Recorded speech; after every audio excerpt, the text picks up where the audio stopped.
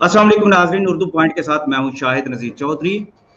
नाज़रीन, आज आपकी अदालत में एक बड़ा अनोखा और नया एक मुकदमा लेकर हाजिर हुए हैं। पाकिस्तान में टेक्सटाइल इंडस्ट्री जो है बहुत बड़ी इंडस्ट्री है, जिसका जो वॉल्यूम है उसकी बुनियाद पर उसके पाकिस्तान में जो टैक्स का निज़ाम है बड़ा मुअस्सर है, और उसकी प्रोडक्शन की वजह से पाकिस्तान की जो एक तरक्की में बड़ा अहम किरदार है। कोरोना आया तो टेक्सटाइल इंडस्ट्री जो है बहुत मुतासर हुई, जिस पर हुकूमत के साथ टेक्सटाइल इंडस्ट्रियलिस्ट जितने भी थे उनके मुज़ाकरात हुए और कोविड पैकेज के तौर पर उनको रिलीफ दिया गया। लेकिन इस रिलीफ के पीछे एक बड़ी लंबी कहानी है। रिलीफ तक पहुंचाने के लिए टेक्सटाइल के जो इंडस्ट्रियलिस्ट हैं उन्होंने किन किन लोगों को, किस किस तबके को इस्तेमाल किया, उसके लिए सबसे बड़ा जो था हमारा टेक्सटाइल ट्रेडर्स जो था वो इनके साथ एक पेज पर था। उन्होंने एहतजाज किया, हड़तालें की, लेकिन जब हुकूमत ने पैकेज दिया कोविड की वजह से तो वो सारे का सारा फायदा जो है वो इंडस्ट्रियलिस्ट उठा के, और जो पाकिस्तान के जो टेक्सटाइल ट्रेडर्स हैं जिनकी बुनियाद पर टेक्सटाइल इंडस्ट्री चलती है, उन्हें इस जो माली जो खसारे पर काबू पाने के लिए जो अमदाद दी गई थी वो उससे महरूम रह गए। आज हमारे साथ पाकिस्तान टेक्सटाइल ट्रेडर्स के नुमाइंदे मौजूद हैं, ज़िशान खलील साहब, फ़हीम शेख साहब। वो इस पर बात करेंगे और बताएंगे कि पाकिस्तान में टेक्सटाइल ट्रेडर्स का बुनियादी किरदार क्या है, और कोरोना के दौरान उनके साथ पाकिस्तान के बड़े सरमायाकारों ने, सनतकारों ने क्या हाथ किया है। अस्सलाम वालेकुम। जी।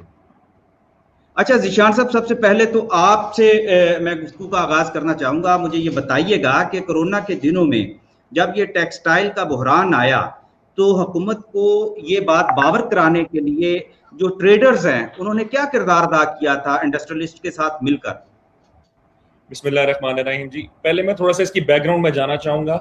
पाकिस्तान में 23 मार्च 2020 को लॉकडाउन शुरू किया गया कोरोना की वजह से, वेराज जो हमारी इकोनॉमी को जो दीमक लगी है कोरोना की वो शुरू हुई थी 15 दिसंबर से।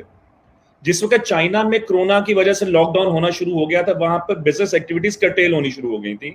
उसकी वजह से पाकिस्तान के ऊपर डिफरेंस आना शुरू हो गया, प्रॉब्लम आनी शुरू हो गई। आपको पता है कि पाकिस्तान का जो इंपोर्ट सेक्टर है, चाहे इंडस्ट्री हो चाहे ट्रेड हो, उसका बहुत बड़ा इन्हिसार चाइना के ऊपर है। टिल डेट आज तक वहां पर बहुत बड़ा इश्यू हम लोगों को आ रहा है। और आज के करंट सिनेरियो के मुताबिक इंडिया और पाकिस्तान दो ममालिक ऐसे हैं जो कि रेड जोन के अंदर है शिपिंग लाइंस के लिए। जो नॉर्मल कंटेनर का किराया निंगबो से कराची तकरीबन 15 दिन पहले $400 था, आज वो $950 पे चला गया है। स्पेसेस अवेलेबल नहीं है, शिपिंग लाइंस वो लोग कैंसिल कर रहे हैं। तो जब आपके रॉ मटेरियल या दूसरी इनपुट की चीजें आपको इंडस्ट्री में नहीं आएंगी, आपकी इंडस्ट्री का पहिया नहीं चलेगा। मगर in the same time revamping के लिए आपको टीटीए की जरूरत होती है, टेक्सटाइल ट्रेडर्स की, जिसके लिए टेक्सटाइल ट्रेडर एसोसिएशन बनाई गई थी। इसके बनाने का मकसद ये था कि जी हमारे जिन भाइयों को प्रॉब्लम्स होती हैं, जिनकी पेमेंट्स फंस जाती हैं, जिनके एमओयूज जो होते हैं या अंडरस्टैंडिंग्स जो होती हैं उनको ऑनर नहीं किया जाता, हम उसके लिए एक ऑर्गेनाइजेशन बनाई, एक प्लेटफॉर्म बनाया, जिसमें माशाल्लाह फहीम साहब भी आपके सामने बैठे हुए हैं, बड़ी एक्टिवली रोल प्ले कर रहे हैं। This is not based in Lahore only, this is Lahore, Karachi, Multan, Faisalabad, it is across Pakistan. अब हुआ ये है जी कि हम लोगों को जिस वक्त लॉकडाउन शुरू किया गया तो जाहिर बात है एसओपीज को फॉलो करना पड़ा, मगर पहले 44 डेज टोटली आपकी जो एक्टिविटी है स्टेगनेंट थी। उस 44 डेज में आपको पता है अदर देन मीडिया और सम अदर सर्कल्स मूवमेंट की अलाउड ही नहीं थी बिल्कुल भी हम लोगों को। हम लोग घरों पे बैठे हुए थे, जो उससे पहले अल्हम्दुलिल्लाह थोड़ा बहुत कमाया हुआ था, अपने पास इकट्ठा किया हुआ था, वही हम लोग खाते रहे। और जहां तक हम अपने स्टाफ को और लोगों को फीड इन कर सकते थे हम लोगों ने किया। उसके बाद बैठ के रेगुलर बेस पे गवर्नमेंट से नेगोशिएशंस हम लोगों की हुई और अल्टीमेटली बिजनेसेस खुल गए विद एसओपीज। बात आ जाती इंडस्ट्री की। डेफिनेटली जिस तरह ट्रेड को प्रॉब्लम आई है, बाकी सेक्टर्स को प्रॉब्लम आई है, इंडस्ट्री को भी आई है। उन लोगों को एसओपीज को फॉलो करने के लिए अपने स्टाफ को कुछ मिनिमाइज करना पड़ा, मगर उनका पहिया 24 घंटे चल रहा है। उनको 24 घंटे 7 डेज अ वीक काम करने की इजाजत है, हम लोगों को नहीं है। हम लोगों को 5 दिन काम करने की इजाजत है, वो भी सुबह से लेकर रात को 7 बजे तक के लिए। और उसमें बहुत ज्यादा हमारे वहां पर चेक एंड बैलेंस है, वेरस इंडस्ट्री में ऐसी चीजें नहीं है। मगर इसका एडवर्स इफेक्ट ये आया कि जी जिन इंडस्ट्रीज को हमने बिफोर कोरोना, जिसको प्री कोरोना, जब बीसी होता है बिफोर क्राइस्ट, जब पीसी कहते हैं प्री कोरोना, हम लोगों ने जब सप्लाईज उन लोगों को दी थी, उन लोगों को माल दिए थे, वो पेमेंट्स हमारी रुक गई। अब जाहिर बात है जी उनके एक्सपोर्ट ऑर्डर्स कैंसिल हो गए, उन लोगों ने फर्दर प्रोडक्शंस में नहीं जा सके, उन लोगों का पैसा भी स्टक हो गया। मगर उसका बहुत बड़ा इफेक्ट ट्रेड के ऊपर आया। ट्रेड में जितने भी आपके लाहौर, कराची, इस्लामाबाद, फैसलाबाद, जहां जहां पे आप सोच सकते हैं देखिए जी, किसी भी एक इंडस्ट्री में सुई से लेके बड़े से बड़ी मशीनरी तक लगती है, और ये जो इन लोगों के सप्लायर्स होते हैं सारे टेक्सटाइल ट्रेडर एसोसिएशन के पार्ट हैं ये लोग। ये एक ऑर्गेनाइज्ड सिस्टम बॉडी है हमारी, जिसमें रेगुलर मीटिंग्स होती हैं, लोगों की जो प्रॉब्लम्स होती हैं उनको हमारे पास आते हैं, बताते हैं, हम लोग जहां तक उनको एंटरटेन कर सकते हैं अपने लेवल पे, लाहौर चेंबर के लेवल पे, फेडरेशन ऑफ पाकिस्तान के लेवल पे हम लोग करते हैं।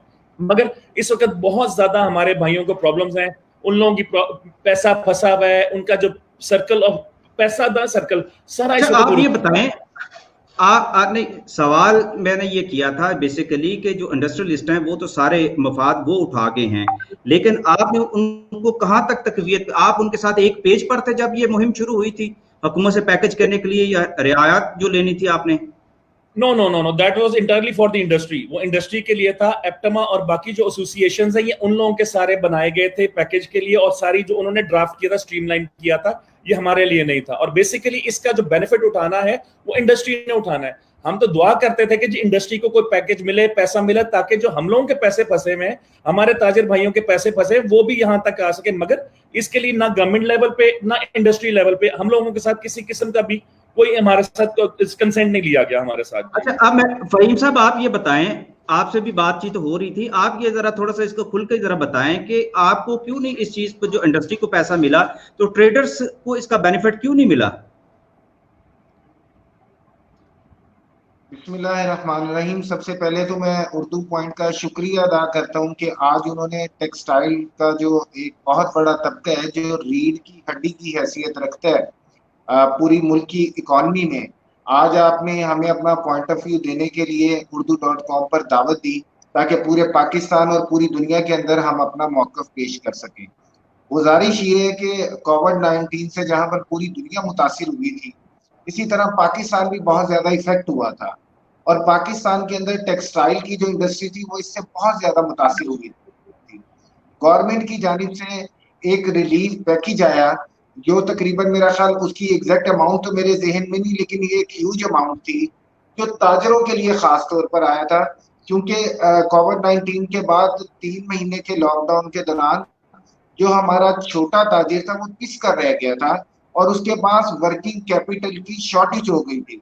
जिस वक्त लॉकडाउन खुला है और लॉकडाउन खुलने के बाद फिर उस ताजिर को कारोबार करने के लिए, आने के लिए, उसको बेचने के लिए उसको पैसा चाहिए था, जो वो पैसा लॉकडाउन के दौरान खा चुका था।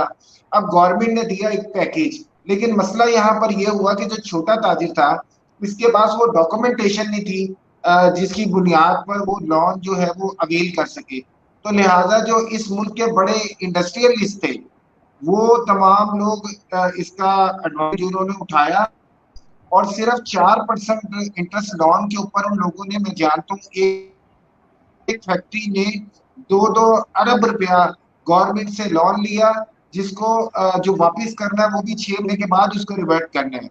तो ये पाकिस्तानी गवर्नमेंट को, गवर्नमेंट ऑफ पाकिस्तान को सोचना चाहिए था कि रिलीफ पैकेज तो खास तौर पर पाकिस्तान के उनके हुए ताजिरों के लिए था कि जो 3 महीने के लॉकडाउन के दौरान अपना जर और अपना सरमाया और अपनी रास खा चुके थे, ये तो उनके सर्वाइवल के लिए था। लेकिन बदकिस्मती से इस मुल्क के जो इंडस्ट्रियलिस्ट और जिनको अशराफिया कहा जाता है, जो इस मुल्क के ऊपर बड़े बुरे तरीके से काबिज हैं, हड़तालें हम करते हैं, एहतजाज हम करते हैं, सड़कें हम ब्लॉक करते हैं, लेकिन जिस वक्त गवर्नमेंट की जानिब से कोई रिलीफ की बात आती है तो ये बड़े बड़े मगरमच्छ और जिनको जरूरत भी नहीं है इन पैसों की, वो छोटे ताजिर के हक पर डाका मार के तो वो जनाब सारा बेनिफिट क्या होना चाहिए, और छोटा ताजिर आज भी परेशानी के आलम में है। तो क्या होना चाहिए इसमें? होना तो ये चाहिए इसके ऊपर कि गवर्नमेंट को अपनी पॉलिसी को रिव्यू करना चाहिए और गवर्नमेंट को आसान शराइत पर और ताजिरों की डॉक्यूमेंटेशन देखते हुए, क्योंकि हमारा जो छोटा ताजिर है वो इतना ज्यादा पढ़ा लिखा नहीं है, गवर्नमेंट को एक तो उसका फॉर्म जो है वो बिल्कुल उर्दू में प्रिंट होना चाहिए, और सेकंड बात यह है कि गवर्नमेंट को बिल्कुल आसान तरीके से छोटे ताजिर तक एक्सेस करनी चाहिए। तमाम बैंक्स को पाबंद करना चाहिए कि 5 से 10 लाख रुपए तक 5 से 10 लाख रुपए तक का लोन जो बिल्कुल इंटरेस्ट फ्री लोन हो। अगर आप चाहते हैं कि इस मुल्क की इकॉनमी ग्रो करे तो आपको छोटे ताजिर को सपोर्ट करना होगा, अदरवाइज इस मुल्क में फाके, गुर्बत, बेरोजगारी अपने इंतहा पर पहुंच चुकी है। और याद रखें, जिस मुल्क में गुर्बत और फाके हों, उस मुल्क की तबाही को कोई नहीं रोक सकता। मेरी इस वक्त हुकाम आपने जो बाला बात की, जनाब, आप मुझे ये बताएं फ़हीम साहब, एक मिनट ज़रा, आप मुझे ये बताएं कि एफबीआर ने आप पर टैक्सेस भी बहुत ज़्यादा आयद कर दिए हैं छोटे ताजरों पे। ये तो इस बारे में आप लोगों ने अपना एहतजाज जो है वो कैश कराया है? इतना ज़्यादा टैक्स आपको किस मद में लगा दिया गया मैं है? आपको बताता हूँ कि पिछले 4 महीने, पिछले इस लॉकडाउन से पहले तकरीबन 6 महीने हम लोगों ने भरपूर एहतजाज किया, हम लोगों ने हड़तालें की, हम लोगों ने हुकूमत को जगाया, मियां असलम इकबाल साहब से मुलाकातें की, हमाद अजहर साहब से मुलाकातें की। लेकिन जिस वक्त उसका रिजल्ट कंपाइल हुआ और जिस वक्त हमारे मुज़ाकरात हुए, तो अनफॉर्चुनेटली फिर वही हुआ कि जो ताजरों के अंदर एक बड़ी एलीट क्लास थी, उन लोगों ने तो अपने जो इलेक्ट्रिसिटी के बिल थे उसके अंदर भी रिलैक्सेशन ले ली। उसके बाद उन लोगों ने छोटे ताजरों का कांधा इस्तेमाल करते हुए अपने लिए रास्ते खुलवा लिए, लेकिन छोटे ताजरों को आज भी वो बेयारो मददगार छोड़कर चले गए हैं।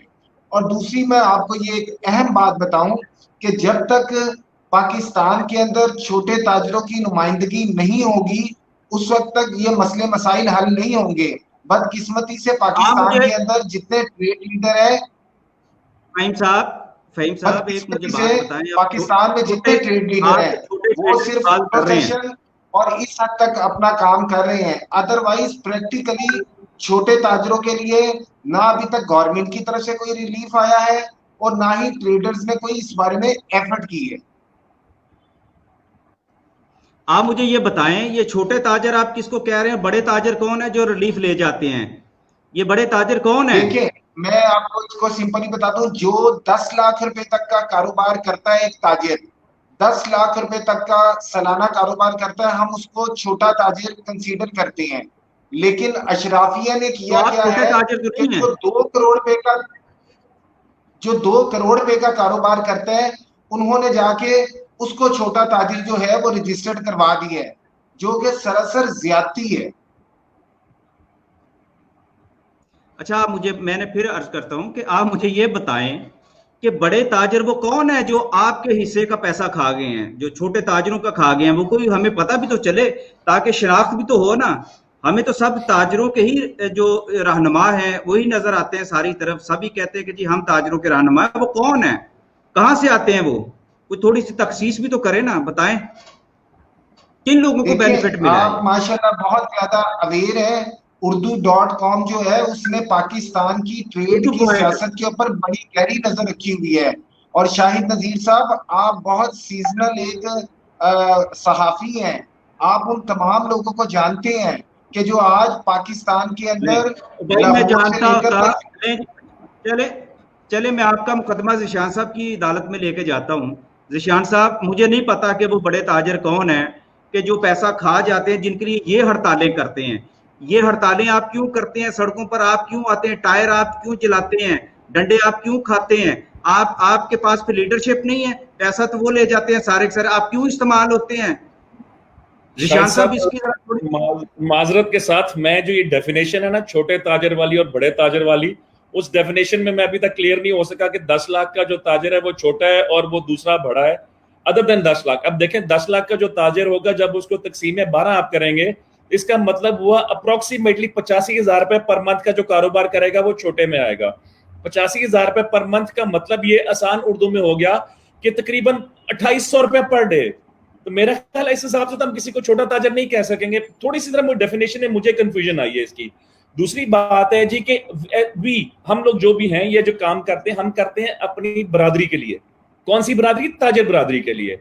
हम लोग करते हैं अपने भाइयों के लिए। किन के लिए? जो हमारे लोग हैं, ये वो पेशा है जो अंबिया का पेशा है।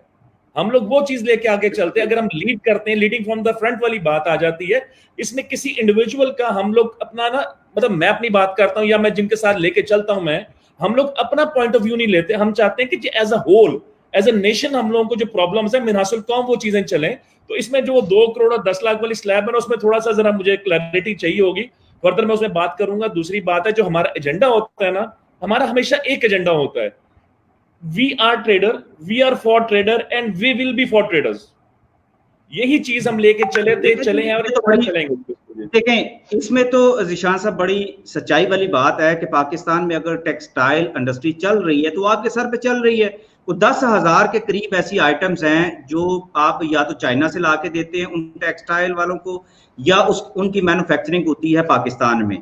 दूसरी मसला ये है कि जब आप उनको रॉ मटेरियल या आप उनको टेक्निकल सपोर्ट दे देते हैं जिसके बाद टेक्सटाइल इंडस्ट्री चलती है, ये टेक्सटाइल ट्रेडर्स की बदौलत है, लेकिन उनका पैसा जो है वो टेक्सटाइल इंडस्ट्री के पास है, या फिर जब उन्होंने कोई इंपोर्ट करनी होती है तो ये चाइना के पास है या किसी और मुल्क के पास है।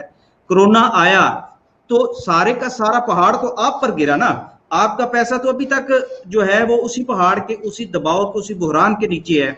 अब उसको निकालने के लिए जो बेहतर आपने अपनी क़यादत समझी वही सामने आई। अब मुझे बताएं कि इस मसले का हल हम कैसे निकालें। दूसरी तरफ जो आपके ऊपर 3 गुना ज्यादा टैक्स लगा दिया गया, 3.5 से 9 पॉइंट तक आप चले गए, टैक्स जो है एफपीआर ने लगा दिए। अब इसका सोल्यूशन क्या है? देखें शाहिद साहब, आपने 2 सवाल मेरे से किए। पहला सवाल ये है जी, जो हमारे टेक्सटाइल के लोग हैं ना, इसमें डिफरेंट सेक्टर्स आते हैं, डिफरेंट सेगमेंट्स आते हैं।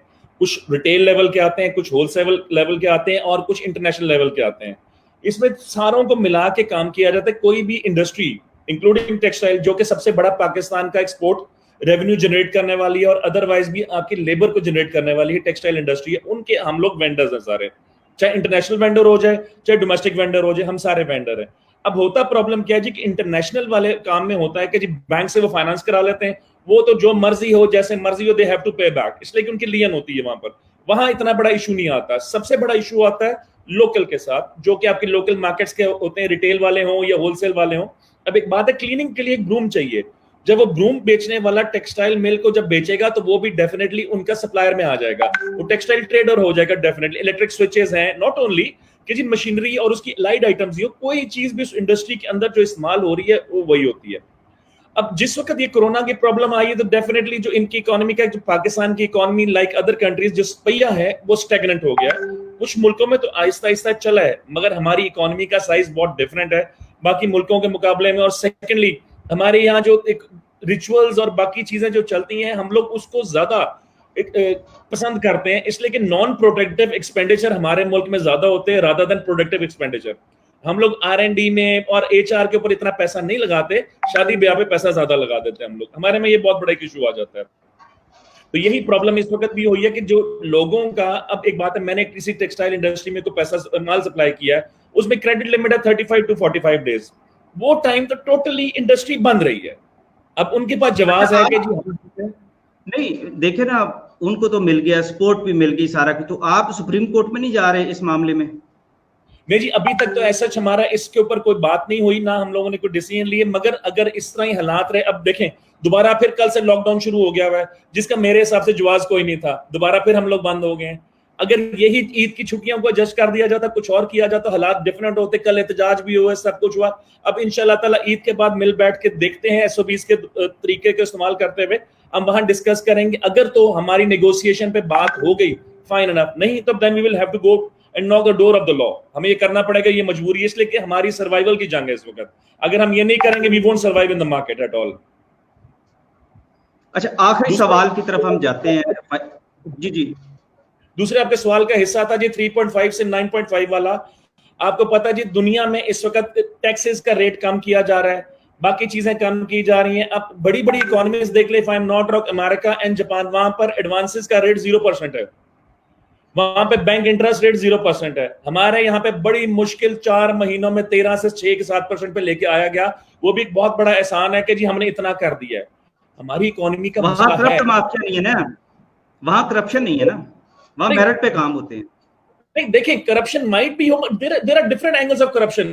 कोई मॉरल करप्शन होती है, कोई सोशल करप्शन होती है, कोई दूसरी करप्शन होती है। करप्शन तो हर जगह होती है, लेवल पे नेशनल काज के लिए ये मुल्क करप्शन नहीं करते।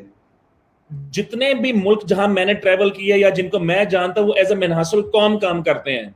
यहां पर पाकिस्तान में मैं काम करता हूं, मेरा भाई मेरे साथ बैठा है, उसको रोटी रात की ना मिले, मुझे नहीं फर्क पड़ेगा। मुझे पेट भर के खाना और 2 दिन का एक्स्ट्रा रखना अपने पास। मुझे वेराज आप दुनिया में कहीं चले जाएं, वो एक रोटी लेके 4 बंदों में डिवाइड करके खा लेंगे, यार ये साथी है मेरा, जिस मर्जी रंग का हो, जिस मर्जी क्रीड का हो, कि ये भूखा ना सोए। ये बहुत बड़ा फर्क है। वहां पे एज ए नेशन चीजें सोची जाती हैं, वो एज ए नेशन चलते हैं। हम लोग नेशनल कॉज को नहीं ज़हन में रखते। अभी सॉरी, मैं थोड़ा सा टॉपिक से डेविएट करूंगा नेशनल कॉज वाली बात पे। जिस वक्त कोरोना आया, रातों को रो रो के हम छतों पे खड़े होकर अजानें देते थे, और सुबह हम सैनिटाइजर और मास्क 10 गुना महंगा बेचते थे।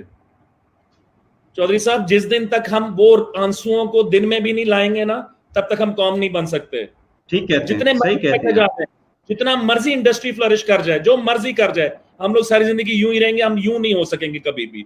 हम लोगों का अंदर गलत है, हम लोगों को अपने आप को ठीक करना है। हम लाइफ सेविंग ड्रग्स को महंगा करते हैं, कोई मरता है मर जाए, मेरी जेब भर जाए, जबकि हमें पता है ना हमारी कब्र में जेब है, ना हमारी कब्र में एसी है। हमें इन चीजों ने काम नहीं देगा, कोई काम देगा। एक आखिरी सवाल आपसे करना चाहता हूं कि कोरोना के शायद से प्लीज रिपीट करें, आवाज नहीं आ रही है। हेलो,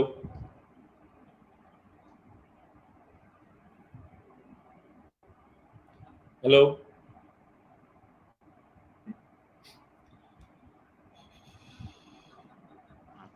मैं रिकनेक्ट करता हूं, मैं रिकनेक्ट करता हूं। मैं शायद साहब आपको आवाज आ रही है?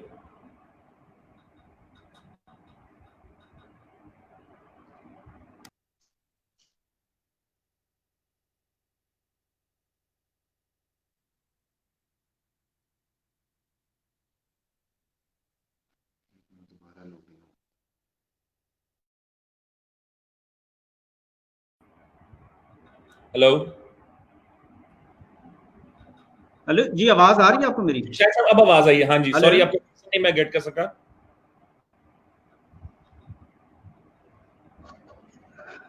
अच्छा, आपको मेरी आवाज आ रही है? मेरा सवाल ये था कि कोरोना के बायस हुकूमत इक़दामात करना चाहती है, लेकिन सारे के सारे जितने भी ताजर हैं वो डिवाइडेड हैं, आपकी तंजीमें भी डिवाइड हो चुकी हैं। तो इस पर आप क्या कहेंगे कि आपस में आपका इत्तेहाद ही कायम नहीं होता, तो आप कैसे करेंगे इन हालात पर काबू? कैसे पाएंगे आप इन हालात पर काबू? में एक आपने सवाल किया था, क्या आप और इंडस्ट्री एक पेज पे हैं? जब तक हम एक पेज पे नहीं आएंगे, हम कुछ नहीं कर सकेंगे। एक दूसरे की लेग पुलिंग करेंगे, और लेग पुलिंग जब तक होती रहेगी, तीसरा फायदा उठाएगा। एक बड़ा अच्छा एक चीज कही जाती है, डिवाइड एंड रूल। हम लोगों के साथ ये बहुत बड़ा इशू हो चुका है कि डिवाइड एंड रूल में इस वक्त हर बंदा चल रहा है हमारे साथ, हमारे में आपस में यूनिटी नहीं है। हम हर बंदा हमारा यहाँ पे लीडर बनने की कोशिश करता है, हम एक जमात में खड़े नहीं होना चाहते। महमूद और इयाज खड़े हो गए एक सफ में, हर बंदा ये शेर तो पढ़ देता है, मगर एक सफ की तरफ हम जाते नहीं है। ये हमारी गलती है। हम लोग को एक सफ में खड़ा होना चाहिए, सॉलिडारिटी शो करनी चाहिए, ताकि ये मैसेज गवर्नमेंट तक जाए और उन्हें पता चले कि वट एवर वी डू, ये सीसा पिघली दीवार है हमारे सामने, हम इसको ब्रेक थ्रू नहीं कर सकते। उन लोगों को ये चीजों की समझ आ जाएगी। अब होता ये, खुदा ना खास्ता हमारे कुछ भाई हैं, उनके साथ कोई प्रॉब्लम आ जाती, हम 10 लोग इकट्ठे होकर वहां चले जाते हैं, बाकी लोग इसको एंजॉय करते हैं, यार ठीक है यार, इनको प्रॉब्लम हो रही है, इनको ही करने दो, मैं अपने आप को क्यों बुरा करूं। मैंने अपने ऊपर FIR भी कटवाई है, मैं जिम्मियों के लिए भी गया हूं, मैंने हर काम किए हैं। क्यों किए? सिर्फ इन ताजिर भाइयों की खातिर। फहीम साहब बैठे, डेफिनेटली इन्होंने भी किया होगा। ये माशाल्लाह हमारे बड़े अच्छे पॉलिटिकल एक्टिविस्ट हैं, बड़ा अच्छा काम करने वाले हैं। अनटिल एंड अनलेस हम एक पेज पे नहीं होंगे, हम कुछ नहीं कर सकेंगे जी। सही कहा।